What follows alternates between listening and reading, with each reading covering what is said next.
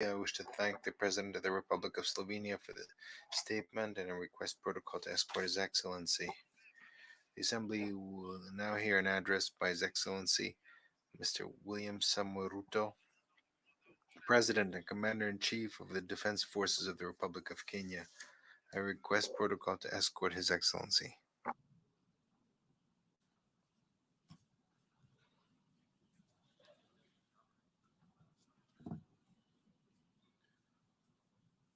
Au nom de l'Assemblée générale, On behalf of the General Assembly, I have the honor to welcome His Excellency William Samoei Ruto, President and Commander-in-Chief of the Defense Forces of the Republic of Kenya, and invite him to address the Assembly.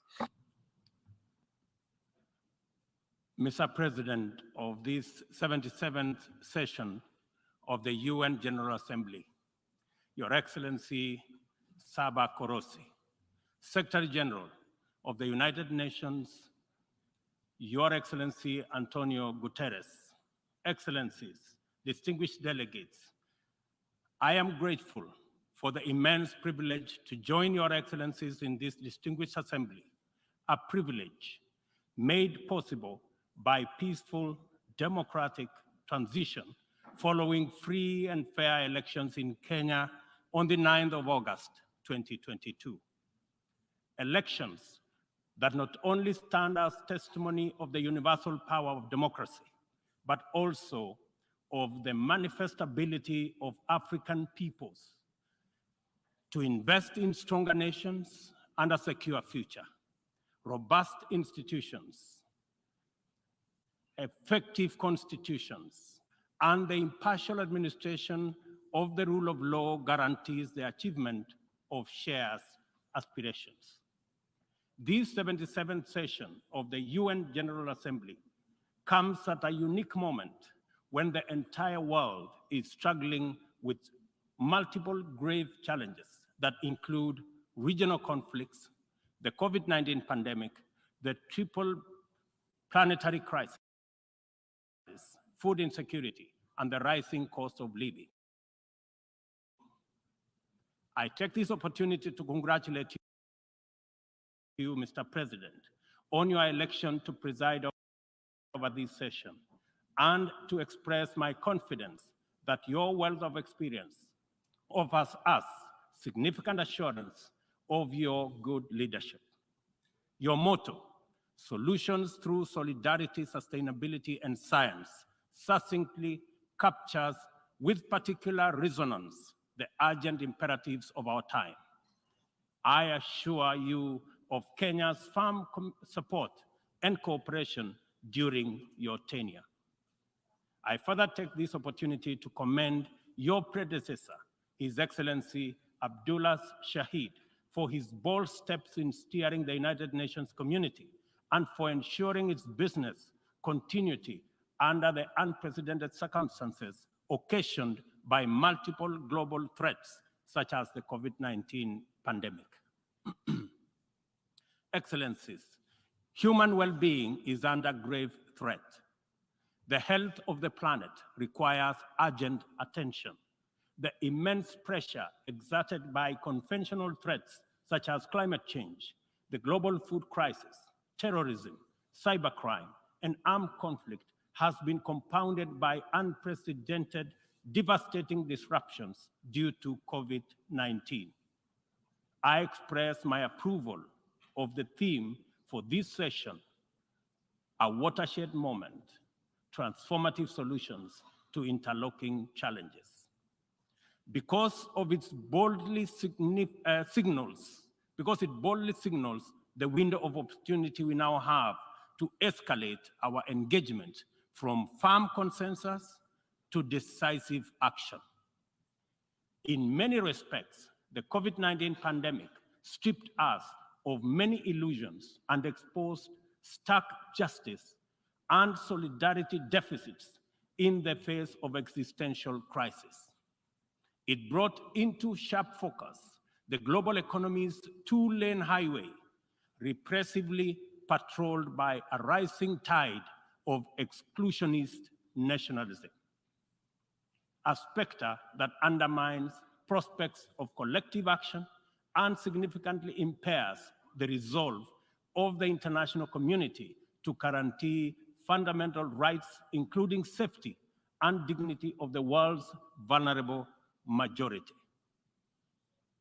It is also for this reason that many nations, especially from the global south, now advocate for the democratization of the global governance and a reimagined multilateralism that is inclusive and works for the good of all.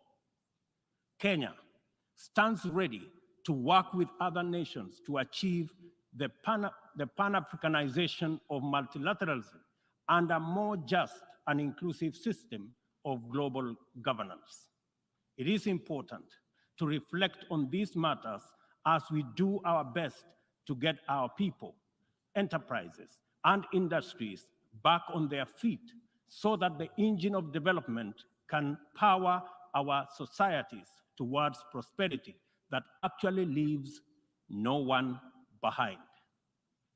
Building back better is the universal rallying call to incorporate lessons learned into doing more in a better way to recover from the shock.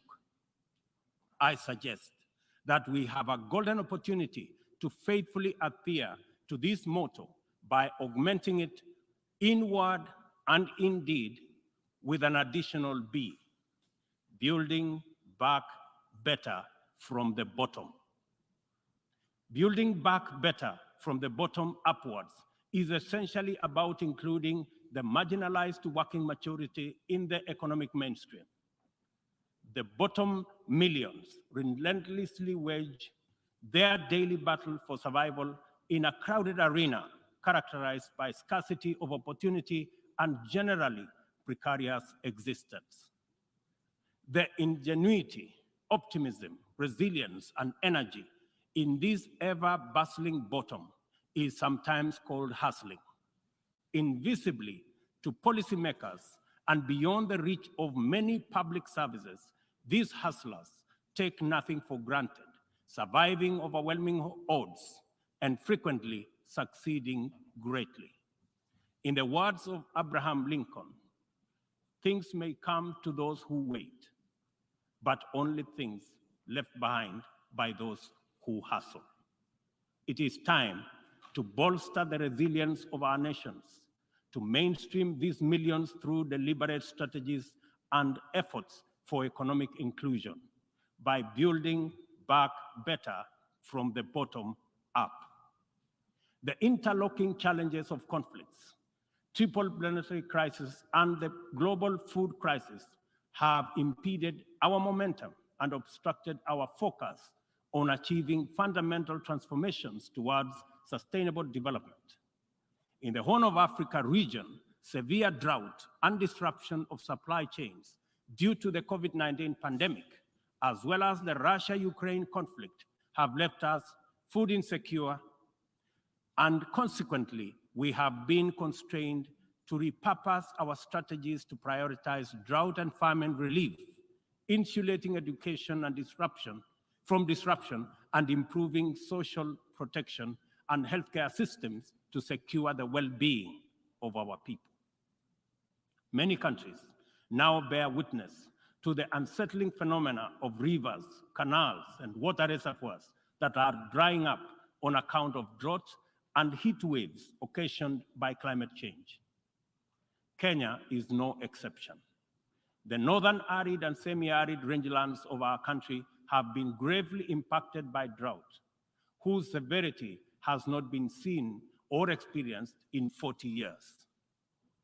3.1 million residents of these ASALs are now severely food insecure on account of scarce rainfall over 3 consecutive seasons, leading to poor crop and pasture.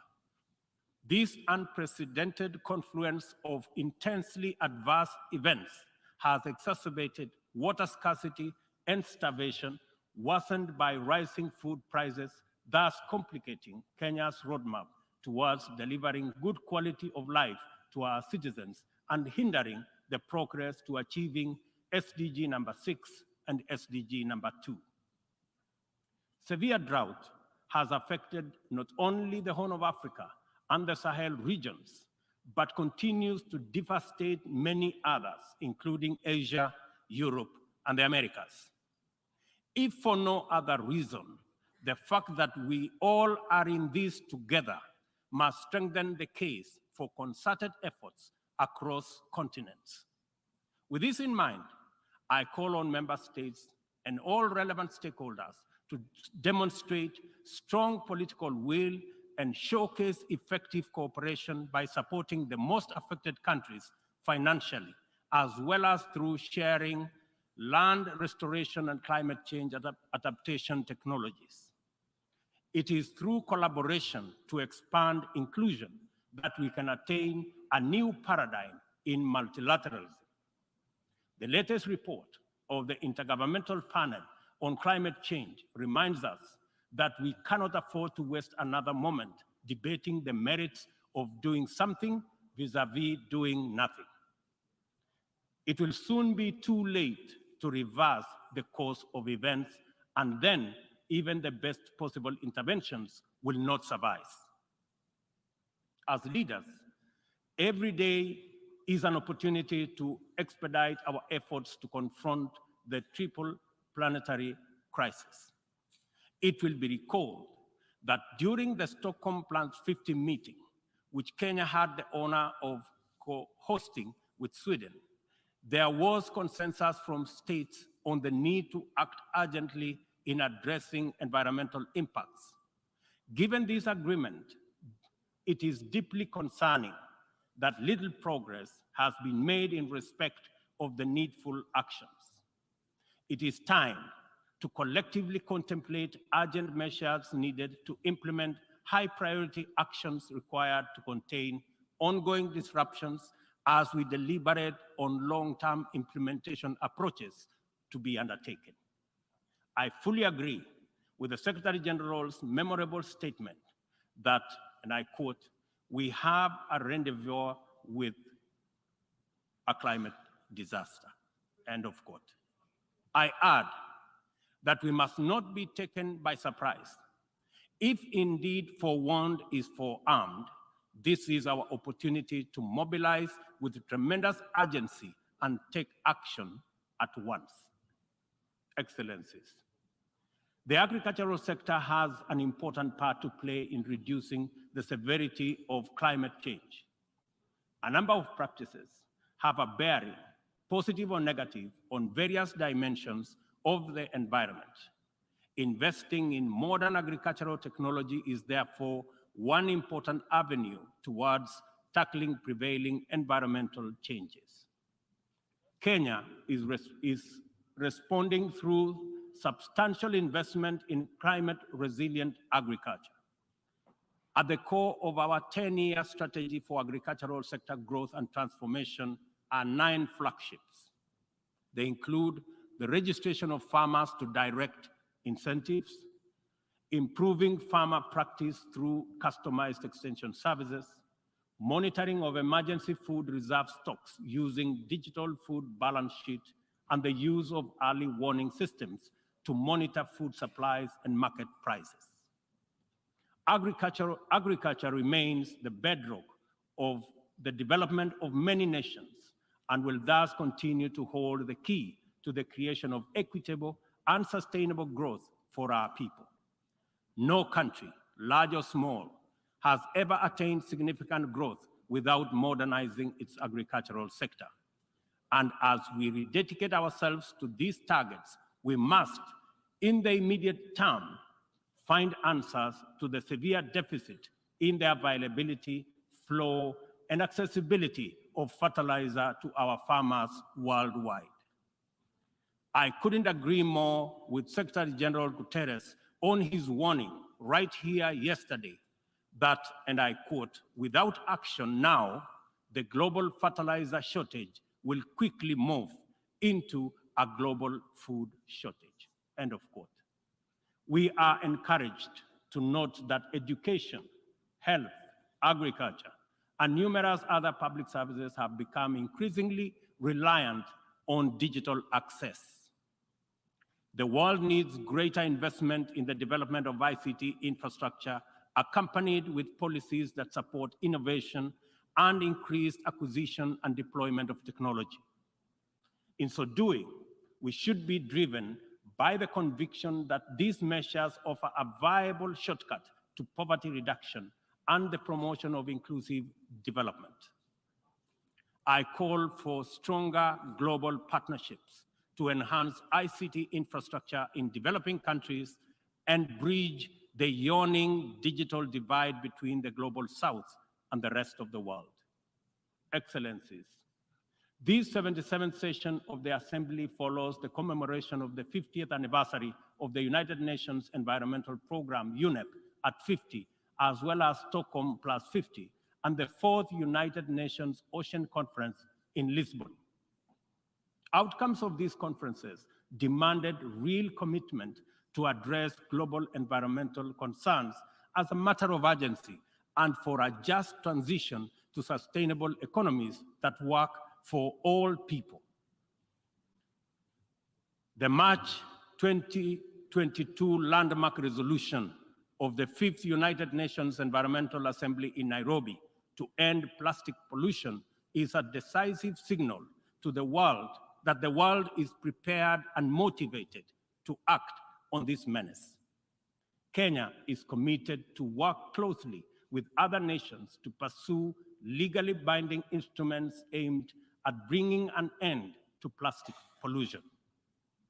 As the host nation to UNEP and the UN Habitat, Kenya affirms that these critical United Nations agencies have an indispensable role in the promotion of environmental sustainability globally, as well as developing socially and environmentally sound and sustainable cities. In keeping with its strong commitment to multilateral institutions, Kenya has made available more land for the United Nations office in Nairobi to facilitate the upgrading of its complex.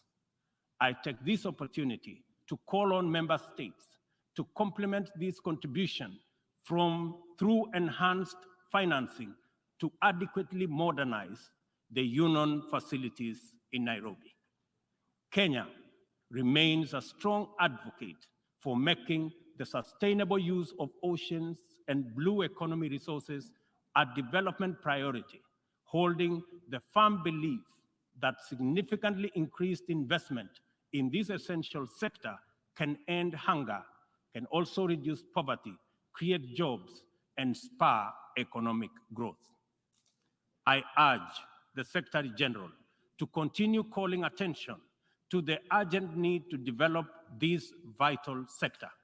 In particular, I call on developed countries to invest in sustainable fishing, protect marine ecosystems, and share ocean-based climate solutions with developing countries. For our part, I am pleased to report that building on the historic 2018 Sustainable Blue Economy Conference in Nairobi, Kenya is reviewing its national blue economy strategy to strengthen community structures in participatory management of freshwater, coastal and marine resources and ecosystems. The strategy is expected to contribute to our economic development through food and nutrition security, coastal and rural development, and income increases along the aquaculture value chain. It also enhances maritime transport and tourism. We invite development partnerships to invest in Africa towards building capacity to sustainably utilize marine resources. We must rally together to make the best use of Africa's vast blue resources in developing our economies while meeting our climate targets. As we look forward to the 27th Conference of Parties to the United Nations Framework Convention on Climate Change, COP27, scheduled for Sharm el-Sheikh in Egypt, it is logical to expect that member states will shift their attention towards the development and implementation of frameworks for climate change mitigation. Accomplishment of pending actions by member states is essential for the implementation work that lie ahead. I therefore call upon all of us to urgently deliver on all commitments made towards climate change financing. On this matter, it is critical to emphasize that we are running out of time. Over the past decade, Kenya has sustained its aggressive pursuit for rapid socioeconomic transformation through three principal roadmaps. First is the Kenya National Vision 2030. Second, the formal long-term blueprint aimed at transforming Kenya into a newly industrialized, upper middle-income country, providing high quality of life to its citizens in a clean and secure environment by 2030. The second has been the Africa Union's Agenda 2063, and the third, the Sustainable Development Goals. Kenya looks towards tapping into a variety of resources to catalyze the achievement of these interlocking and mutually reinforcing objectives. The disruption and ensuing crisis due to COVID-19 pandemic compelled us to diversify our focus into new interventions, including economic stimulus program, a COVID-19 economic recovery strategy, and a COVID-19 socio-economic re-engineering recovery strategy, all aimed at mitigating the adverse impacts of the pandemic. I confirm that we have done the best of everything we could in the circumstances. Nevertheless, it is not enough. Kenya and the rest of Africa, like other developing nations, are in need of greater international partnership and cooperation to avert economic crisis in the wake of the pandemic. Developing countries, being heavily burdened by external debt servicing, run the risk of losing development gains due to the shocks inflicted by the pandemic and associated disruptions. I call upon global financial institutions and the international community to take urgent measures and release all existing financial instruments to provide much-needed additional liquidity and secure better fiscal space for developing countries like Kenya to enhance social investment, support climate change adaptation and mitigation, and address security needs and resolve development financing challenges. On behalf of Kenya, therefore, I join other leaders in calling upon the World Bank, the International Monetary Fund, and other multilateral lenders to extend pandemic-related debt relief to the worst-hit countries, especially those affected by the devastating combination of conflict, climate change, and COVID-19. Furthermore, I urge the G20 to extend and expand the scope of the common framework to suspend or reschedule debt repayments by middle-income countries during the pandemic recovery period. At this point, I would like this distinguished assembly to take a moment and consider the peace and security landscape, a landscape currently beset with multiple challenges, yet abounding with considerable opportunities. Our home region of East and Horn of Africa is in particular burdened by significant conflicts and challenges with implications for the region's development. We stand on the cusp of first opportunity for galvanizing confidence-building measures to generate and sustain momentum towards sustainable peace. In its role as an anchor state in the region, Kenya has sustained our investment in diplomatic efforts to find lasting peace in multiple situations within and beyond the region. Although some processes have yielded undeniable success, challenges remain. I therefore strongly reiterate our call for partnership towards confidence-building measures and urge more concerted efforts towards sustainable peace and stability.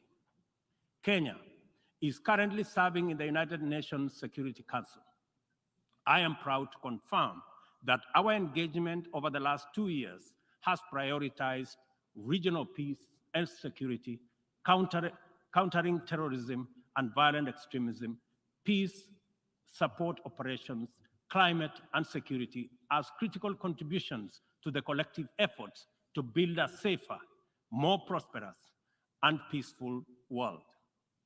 I am also proud to state that Kenya has continued to champion closer cooperation between regional mechanisms and the Security Council as an effective means to achieving international peace and security. Kenya continues to advocate the renewal of the Africa Union security architecture, which draws comparative strength from the highly productive complementarity between the United Nations, the Africa Union, and the regional economic communities. Working closely with the two elected African countries of the A3 in the UN Security Council, we are committed to finding a stronger Africa voice in the Council and achieving a consensus-driven, rules-based multilateral system. It is our manifest intention to see greater Pan-Africanization of the global agenda in order to make multilateralism work for the people of the world in their diversity. It is time for multilateralism to reflect the voice of farmers, represent the hopes of villagers, champion the aspirations of pastoralists, defend the rights of fisherfolk, express the dreams of traders, respect the wishes of workers, and indeed protect the welfare of all peoples of the global South. Let me express the strong collective conviction of my country that the relevance, legitimacy, and moral authority of the United Nations will forever remain deficient, undermined by the absence of comprehensive reforms of the United Nations Security Council. We therefore remain firmly committed to reforming the Security Council to make it a more effective, representative, and democratic global institution. Given the magnitude and variety of challenges the world continues to confront, a more fit for purpose United Nations is urgently needed, one that possesses the legitimacy and efficacy in dealing with threats to international peace and security. A just and inclusive world order cannot be spearheaded by a United Nations Security Council that persistently and unjustly fails the inclusivity criterion. Similarly, threats to democracy will not be credibly resolved by an undemocratic and representative Security Council. It is vitally important for this critical institution to reflect the values it is entrusted to protect, to defend, to uphold on behalf of humankind. We welcome the call by President Biden this morning for the expansion of the membership of the Security Council as a significant step in the right direction, and we look forward to building consensus for the actualization of the same. The COVID-19 pandemic severely disrupted health systems, seriously challenging the implementation of programs that are vital for the realization of health-related sustainable development goals. To place us firmly back on track and accelerate our progress towards these SDGs targets, it is imperative for us to foster sustainable partnerships between governments, other state actors, the civil society, and the private sector. This modality of collective action is particularly vital for building resilient health systems, whose importance in enabling us withstand future pandemics and other health crises can no longer be disputed. For this reason, Kenya will continue to strongly support the development of legally binding World Health Organization international instrument to anchor global solidarity and promote equity. The fact of the matter is that the COVID-19 pandemic exposed for all the world to see the severe deficit of these critical values in our present multilateral configuration. Global supply chains remained impervious to demands in the global south generally, and Africa in particular. Unequal access to vaccines underscored this unjust and unequal situation with unforgettable clarity. Whenever human life, security, and welfare is in jeopardy, it is immoral to administer interventions through frameworks that are anchored on fundamental inequality. We are all witnesses to admirable demonstrations of effective solidarity in response to crises in various parts of the world. Our knowledge of the possibility of spontaneous yet resolute global solidarity reinforces the African exception as particularly repugnant. From genocides and civil conflict to famine and pandemics, the African continent is consistently left behind to bear the brunt of weak solidarity and disastrous failure of multilateralism. History indicates the last time Africa was the focal point of strong and effective multilateralism and multilateral consensus was during the Berlin Conference of 1884-1885, and the character of the ensuing interventions casts a long shadow to date. Not to put too fine a point to it, the failure of multilateralism during crises which relegate the people of Africa outside the cycle of moral consideration and normalizes humanitarian neglect and other casual injustices are failures of humanity. Nothing about Africa, and I say nothing about Africa or its people makes it acceptable for this type of failure to persist in this era. And we have an urgent moral duty to do better, and to right this wrong. For decades, Africa has borne the brunt of three epidemics: the HIV, tuberculosis, and malaria. I applaud innovative partnerships like the Global Fund for their progress in addressing the three menaces, and also welcome the ambitious targets set for the 7th replenishment cycle. Kenya is committed to supporting the Global Fund and implementing the agreed targets in order to actualize our pledge at the replenishment conference. Kenya calls upon all countries implementing the Global Fund programs, especially fellow African states, to remain at the forefront in championing for successful replenishment of the fund. This way, the mobilization of much needed resources is enhanced, bringing us closer to the final elimination of these dangerous diseases. In conclusion, Kenya joins the Secretary General in calling for the strengthening of multilateralism as the only sustainable path to a peaceful, stable, and prosperous world for all.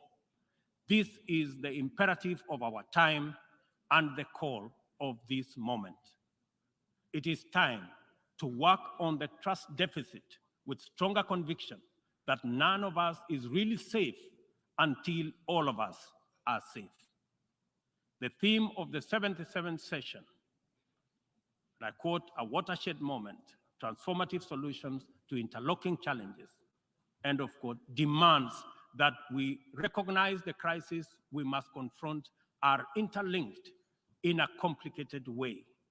They can only be effectively addressed through more imaginative strategies and innovative formula.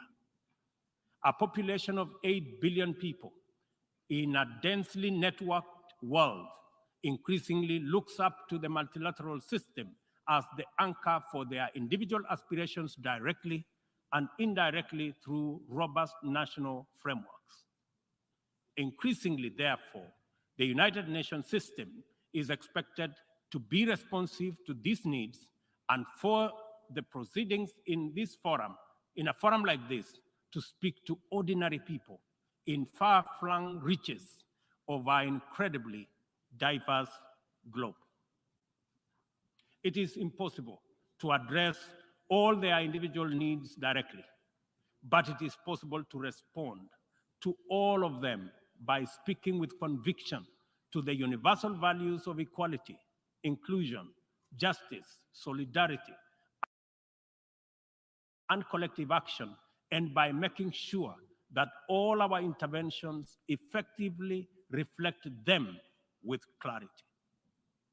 The integrity of the international order must be measured by the distance separating our resolutions, consensus, and agreement from decisions, actions, committed interventions, and effective solutions. A watershed moment, therefore, demands that we reduce that gap drastically and quickly. Kenya pursues numerous essential domestic agenda through the multilateral framework.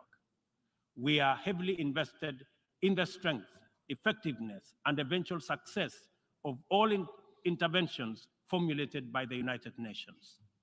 It is important that the output of this and other similar fora achieve immediate resonance in the minds and lives of our youth still seeking opportunity to express and actualize themselves, our farmers working to feed nations, our Juakali entrepreneurs striving in pursuit of success in the informal economy, and our professionals who formulate policy, implement strategy, and monitor service delivery in public and private sectors.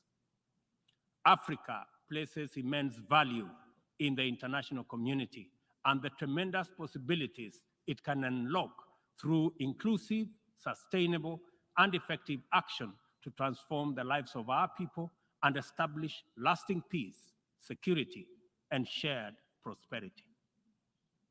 This watershed moment is our chance to turn the key and open this door of opportunity. We can make progress in addressing the triple global threats and liberate ourselves from the shame of past failures of multilateralism. At this watershed moment, we must not only choose, but also act decisively to bequeath our children and their children a greener, safer, healthier, and more abundant earth. Let us do it together, inclusively, multilaterally. I thank you.